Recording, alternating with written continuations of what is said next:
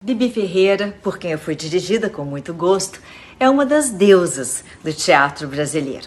Nascida em 1922 num berço pra lá de artístico, Bibi foi desenhada para ser estrela. Abigail Esquerdo, apelidada desde pequena de Bibi, subiu num palco pela primeira vez aos 20 dias de vida. Ela entrou no colo da madrinha dela. A mãe dela era Aida Esquerda, uma bailarina argentina. E o pai, ninguém menos do que Procópio Ferreira, que era não só um dos maiores atores do Brasil, como um dos responsáveis pela profissionalização do ofício de ator no Brasil. Bibi nasceu em Cena. Ela dançou no Teatro Municipal do Rio com 6 anos de idade. Participou de um filme de Humberto Mauro aos 13 e teve uma infância marcada por estudos de ópera, de violino, de piano. Bibi estreou profissionalmente ao lado do pai aos 18 anos. No ano seguinte, muito precoce e fazedora que ela já tinha montado a própria companhia. Bibi atuava e dirigia e fazia tudo muito bem. Dirigiu a estreia de Senhora dos Afogados, uma das peças psicológicas de Nelson Rodrigues, em 54. No início da década de 60, ela virou a maior estrela do teatro musical brasileiro, às vezes dirigindo os próprios espetáculos. A magia fantasiosa dos musicais no estilo assim da Broadway, foi interrompida pelo início da ditadura militar no país. Durante esses anos de chumbo, ao lado do dramaturgo Paulo Pontes, por quem ela foi apaixonadíssima e com quem ela se casou, Bibi Ferreira estrelou os grandes clássicos do Teatro Nacional, sendo um deles o que ela própria considerava seu melhor trabalho, Gota d'Água, uma adaptação da tragédia grega Medeia, escrita por Chico Buarque e Paulo Pontes. A morte prematura de Paulo fez com que Bibi passasse 8 anos de luto, longe dos palcos. Ela voltou à cena com Edith Piaf, que vocês lembram bem, também perdeu o grande amor da vida dela num acidente de avião. A Piaf de Bibi era um musical sobre a vida da maior cantora francesa, que também é uma das nossas mulheres de fibra, já falamos dela aqui. Piaf, A Vida de uma Estrela, foi um dos trabalhos mais populares de Bibi Ferreira, com que ela ganhou inúmeros prêmios e até uma condecoração do governo francês. Bibi Ferreira viveu para o teatro e aos 95 anos de idade, um ano antes de morrer, fez uma turnê de despedida aos 95. Bibi morreu em 13 de fevereiro de 2019, nos deixando com uma saudade imensa de uma das maiores estrelas de todos os tempos.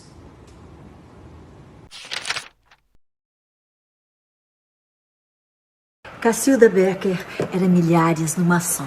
Quem afirma é Carlos Drummond de Andrade, no poema escrito depois que ela morreu aos 48 anos. Mito do teatro, sua morte foi tão dramática quanto a vida. Ela sofreu um derrame no intervalo da peça que estava encenando. Durante uma apresentação de balé, como criança, ela chamou a atenção de um diretor que sentia que a menina possuía uma irradiação particular que a destinava aos mais altos níveis da realização artística. Não deu outro. Logo deixou claro que havia nascido para os palcos. Protagonizou quase 50 espetáculos em uma década, chegando a trabalhar 18 horas por dia. Foi das primeiras atrizes do Brasil a exigir o texto da peça inteiro, não só suas falas, como era o costume da época. Durante a ditadura, ela defendeu colegas, indo depor para inocentá-los antes de ser intimada. Loucamente apaixonada pelo também ator Valmor Chagas, vulcânica e inesquecível, Cacilda deixou saudade, levando com ela todas as 1000 Cacildas que encenou. Carmen Miranda, nossa brasileira da Broadway, ela nasceu em 1909 e foi fundamental para construir uma imagem do Brasil no exterior. O jeito que ela se vestia e se comportava ainda hoje fazem parte do imaginário estrangeiro quando eles pensam em nós. Famosíssima no mundo inteiro, entre os anos 30 e 50, ela estrelou 14 filmes de Hollywood e gravou mais de 300 canções. No auge, Carmen tentou se reinventar, quebrar o estereótipo da latina caliente e explorar outras facetas da sua arte, mas não conseguiu, como outras estrelas daquela época e de hoje. Ela sofreu com isso. Apesar de criar um estereótipo difícil de reverter, ela foi também responsável pela popularização da cultura brasileira no exterior, espalhando cultura latina pelo mundo todo. Seu brilho e carisma fizeram com que nenhum outro artista brasileiro até hoje tivesse projeção internacional na proporção de Carmen Miranda. Dercy Gonçalves foi das figuras mais marcantes do entretenimento brasileiro. E não é para menos. Ela foi reconhecida pelo Guinness Book como a atriz com maior tempo de carreira na história mundial, tendo ficado em cena por 86 dos seus 101 anos de vida. Viveu sempre com autenticidade, com muita liberdade e muito bom humor. Sobre o seu linguajar famoso pelas palavras de baixo calão, ela mesma disse: "Palavrão, meu filho, é condomínio. Palavrão é fome. Palavrão é não ter cama nos hospitais." E deu o assunto por encerrado. Dercy nasceu em 1907 numa família pobre, com muitos irmãos e pouco acesso à educação. Ainda criança, ela já se mostrava desenvolta, extrovertida, interessada nas artes. Ela faz suas primeiras apresentações no coral da igreja e nos eventos da pequena cidade de Santa Maria de Madalena, que logo se revelaria pequena demais para Dercy. Aos 16 anos, ela foge com o circo e se aventura como artista circense, cantora e atriz de teatro itinerante. Contrai tuberculose e durante a recuperação viveu seu único período longe das artes. Na década de 40 passa a se dedicar com vigor à comédia e vira um sucesso. Lotando teatros por meses a fio. Estreia no cinema em 43 e nos anos 60 se transforma num sucesso televisivo. Em 91, aos 86 anos de idade, Dercy desfila de seios de fora no Carnaval Carioca. Não descansa nunca, sempre presente e ativa até morrer aos 101 anos de idade. O Estado do Rio de Janeiro decretou luta oficial de 3 dias em memória à atriz. Dercy Gonçalves vive no nosso imaginário como essa figura vivaz e encantadora que durante mais de 100 anos foi pura graça e alegria. Dercy, você anda fazendo tanta falta, Dercy, tanta falta. Fernanda Montenegro, com 90 anos recém-feitos, é a grande dama do teatro brasileiro. Numa carreira com mais de 80 filmes, novelas e minisséries, além de aproximadamente uma centena de peças, Fernandona não vive de rememorar antigas glórias. Ela segue, como ela mesma diz, se lambuzando de cada momento da vida. A carreira começou no rádio aos 15 anos de idade.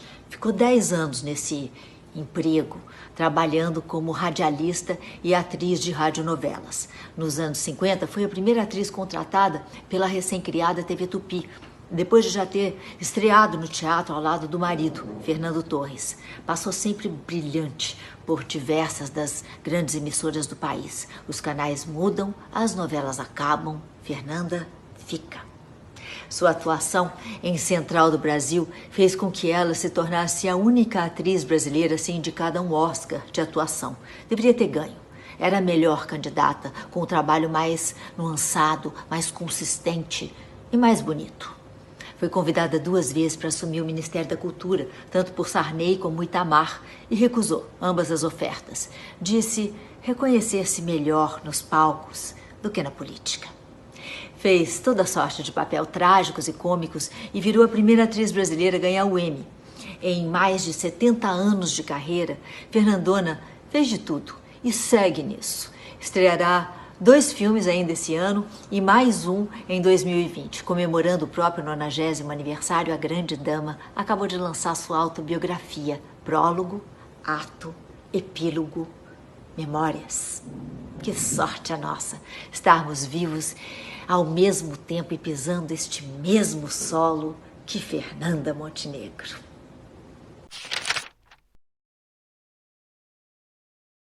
Leila Diniz foi o terror dos caretas. Nascida em 1945, Ela ajudou a abrir os caminhos para a liberdade sexual das brasileiras. Começou a trabalhar aos 15 anos de idade, como professora de jardim da infância. Adepta da boemia, ela frequentou os botequins cariocas no auge deles. Foi assim que ela conheceu o dramaturgo e cineasta, meu mestre, Domingos de Oliveira, com quem se casou aos 17 anos. Separaram-se 3 anos depois. Nessa época, Leila começou a atuar, participou de filmes e peças, chegando a dividir o palco com Cacilda Becker, outra mulher de fibra daqui, já falamos nela. Tornaram-se amigas. Leila era pura alegria e desprendimento, ela falava o que queria, fazia o que gostava, era desbocada, livre, falava sobre a possibilidade de viver relacionamentos não monogâmicos e chocou ao aparecer na praia de biquíni com um baita barrigão durante a gravidez. A repercussão de uma entrevista de Leila no jornal O Pasquim em 1970 deu origem ao decreto Leila Diniz, que autorizava a censura prévia na imprensa. A atriz passou a ser atacada pelos conservadores e perseguida pelos censores, que tentaram inclusive prendê-la durante uma gravação na TV Tupi.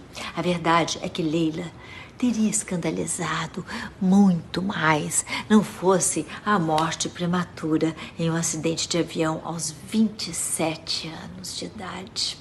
A tragédia interrompeu uma carreira que andava nos picos, já contabilizando 14 filmes e que certamente teria dado muito mais o que falar. Mas foi o que foi e já foi ótimo, não é mesmo? Viva Leila Diniz! A atriz Maria Della Costa foi fundamental para a modernização do Teatro Nacional. Eu tive a alegria de dividir o camarim com ela na minha primeira experiência profissional, na minha primeira incursão no teatro profissional, um vaudeville dirigido pelo João Bittencourt, que eu encenei ao lado do Armando Bogos. Ambos já se foram. Aconteceu no Teatro Ginástico do Rio de Janeiro. Mentiras alucinantes de um casal feliz. Que era a peça que eu fazia, acontecia às 19 horas e a peça dela mais ou menos às 21h30, eu acho, por aí. E eu me lembro de ter ficado fascinada pelos peitos da Maria, que eram firmes e redondos e absolutamente naturais e jovens para uma senhora, né? Para mim, ela era uma senhora com bem mais idade do que eu tinha. Ela se despia assim na minha frente com toda a disfarçatez, enquanto ela conversava coisas gentis comigo, eu em total encantamento, ela, uma querida. Maria Della Costa nasceu em 1901, no Rio Grande do Sul, e era toda linda. Ela foi descoberta e lançada por um olheiro como uma das primeiras manequins do Brasil. Ela se mudou para o Rio de Janeiro, onde ela fez sucesso como showgirl no Copacabana Palace, mas sempre sonhando em se tornar atriz. A convite de Bibi Ferreira, que é outra mulher de fibra, já falamos dela aqui, ela estreia no teatro com uma peça baseada no romance A Moreninha. Os críticos desaprovaram a performance, disseram que ela era bonita, mas que ela não tinha nenhum talento. Maria não desiste, pelo contrário, ela passa a se dedicar ainda mais. Ela se muda para Portugal, estuda artes dramáticas em Lisboa e aí, de volta ao Brasil, participa de algumas peças, agora já recebendo elogios pelas performances. Devota ao teatro, ela decide fundar sua própria companhia chamada Teatro Popular de Arte. O nome já diz tudo. Maria queria se apresentar, ela queria apresentar as peças para o povo, para os populares, mas não qualquer peça, ela queria que fossem obras de arte, com conteúdo e não assim um entretenimento fútil. Nessa época, o teatro brasileiro estava se modernizando, mas as peças de bom conteúdo ainda faziam pouco sucesso. A tática de Maria Della Costa para atrair o público era revezar peças clássicas com comédias leves, seduzindo e educando o público assim gradualmente. Para arrecadar fundos e expandir a companhia, os atores partem com seu repertório em turnê no Rio Grande do Sul, que era a terra natal da Maria.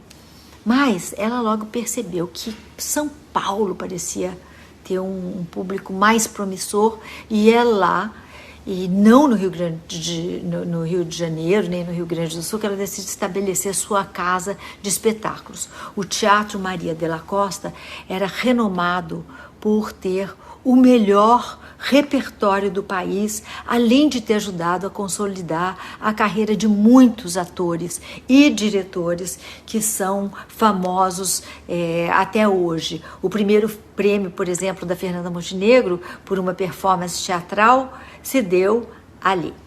Nessa época, Maria de la Costa também se consagrou como uma das melhores atrizes do país, muito por conta da sua performance em uma peça sobre o julgamento de Joana d'Arc, outra mulher de fibra.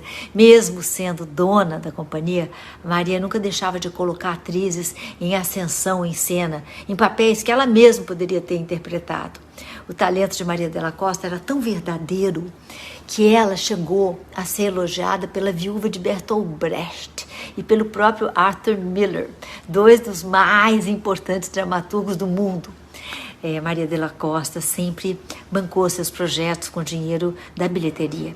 Com a popularização da televisão, no entanto, o teatro foi sendo deixado de lado pela população e Maria começou a enfrentar problemas financeiros.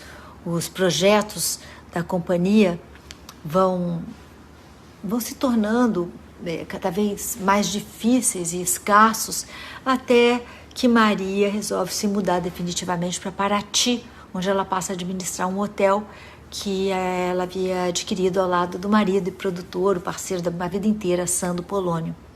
Tendo a companhia feito sucesso por 30 anos, projetando talentos, viajando, inovando, é justo dizer que Maria de la Costa é a mulher mais importante da modernização do teatro brasileiro. Ela faleceu em 2015 em Paraty. Viva Maria de la Costa! Ruth de Souza, a primeira-dama negra do teatro brasileiro, nasceu em 1921, no subúrbio do Rio. Em 1945, Ruth ingressa no grupo de teatro experimental do Negro e entra para a história, estreando no Teatro Municipal do Rio de Janeiro. Foi a primeira vez que um grupo negro se apresentou por lá. Depois ela passou um ano nos Estados Unidos estudando em Harvard. Ela, de fato, estudou em Harvard, ao contrário de alguns que dizem que fizeram, mas nós sabemos que não fizeram. E também na Academia Nacional de Teatro Americano. Quando ela retorna ao Brasil, ela participa de inúmeras produções audiovisuais e teatrais. Por sua performance no filme Sim, a Moça, ela torna-se a primeira atriz brasileira indicada a um prêmio internacional, o Leão de Ouro de Veneza. Depois vira a primeira atriz negra a protagonizar uma telenovela. Ruth de Souza trabalhou muito e bem, e deixou saudade.